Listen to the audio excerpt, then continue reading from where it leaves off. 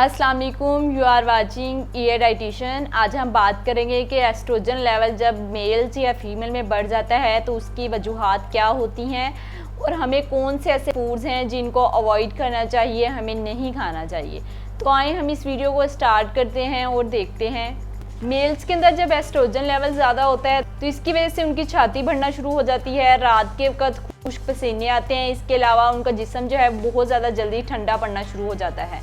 तो इस वजह से अपना एस्ट्रोजन का टेस्ट जो है, अगर आपको इस तरह को कोई सिम्टम्स शो हो रहे हैं तो वो लाजमी तौर पर करवाएं। फीमेल के अंदर जो है उनकी पीरियड्स डिस्टर्बेंस वगैरह शुरू हो जाती है, डेट जो है वो ठीक से नहीं आ रही होती या फिर फ्लो ठीक से नहीं हो रहा होता, तो उनके बाल जो हैं वो ज़्यादा झड़ना शुरू हो जाते हैं। तो ये सारी अलामात जो हैं ये एस्ट्रोजन के बढ़ने की वजह से होती हैं। तो आए हम देखते हैं कि इसमें हमें खुराक किस तरह की अवॉइड करनी चाहिए, कौन सी खुराक का ज़्यादा हिस्सा अपनी रोज़मर्रा की ज़िंदगी में शामिल करना चाहिए। अगर आपका एस्ट्रोजन लेवल बढ़ा हुआ है तो आप हल्दी और काली मिर्च का इस्तेमाल ज़्यादा से ज़्यादा करें। लाल मिर्च खाने से बिल्कुल गुरेज करें।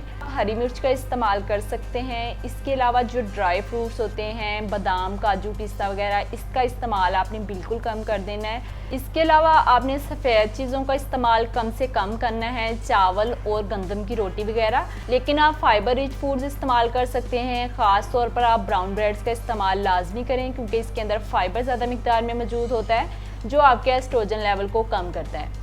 इसके अलावा आपने डेयरी प्रोडक्ट्स का इस्तेमाल बिल्कुल नहीं करना। चीज़ और दूध वगैरह का इस्तेमाल नहीं करना चाहिए, ख़ास तौर पर जब आपका एस्ट्रोजन लेवल ज़रूर से ज़्यादा बढ़ा हुआ है। इसके अलावा अगर आपका एस्ट्रोजन लेवल बढ़ा हुआ है और आप कस्टमाइज्ड डाइट प्लान हासिल करना चाहते हैं तो आप मुझसे इस नंबर पर रब्ता कर सकते हैं।